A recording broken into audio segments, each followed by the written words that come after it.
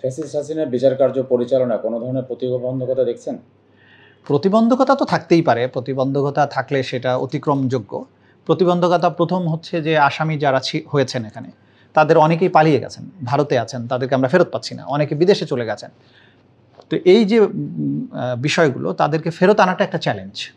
তো না হলে ইন অ্যাবসেন্সিয়া ট্রায়াল করতে হবে। ইন অ্যাবসেন্সিয়া ট্রায়ালটা আমরা চাই না, আমরা চাই যে অপরাধী এসে তার নিজেকে ডিফেন্ড করুক এবং আমরা আমাদের সাক্ষ্য প্রমাণের মধ্য দিয়েই প্রমাণ করব যে তারা অপরাধী কি অপরাধী নয়। তো সেটা একটা চ্যালেঞ্জ। এর বাইরে যেটা হচ্ছে যে একটা বিস্তৃত পরিসরে অপরাধ হয়েছে, এটা সময় সাপেক্ষ ব্যাপার এবং এটা একটা বিশেষায়িত ধরনের অপরাধ এবং এটার তদন্ত একটা জটিল প্রক্রিয়া।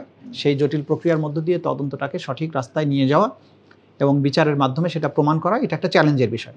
বাট এই চ্যালেঞ্জ অতিক্রমযোগ্য, সেটা আমরা গ্রহণ করেছি, সেই অনুযায়ী আমরা কাজ করব। ফ্যাসিবাদী শাসন আমলে সারা দেশে অমানবিক নির্যাতনে কোন ধরনের আলামত সংগ্রহ করেছেন? আলামত সুরক্ষায় নিরাপত্তা ব্যবস্থা কেমন? সব কিছুই আমাদের আছে, আলামত হাজার হাজার আলামত আমরা সংগ্রহ করেছি। আমরা অ্যাগেইন বলছি যে আমরা সংগ্রহ করছি মানবতা বিরোধী অপরাধের সাথে সম্পৃক্ত যে সমস্ত বিষয়, সেগুলো আলামতগুলো সেগুলো। তো সুতরাং এখানে তদন্ত প্রক্রিয়ার মধ্যে দিয়ে আলামতের যত ধরন আছে সব কিছুই আমরা কালেক্ট করছি।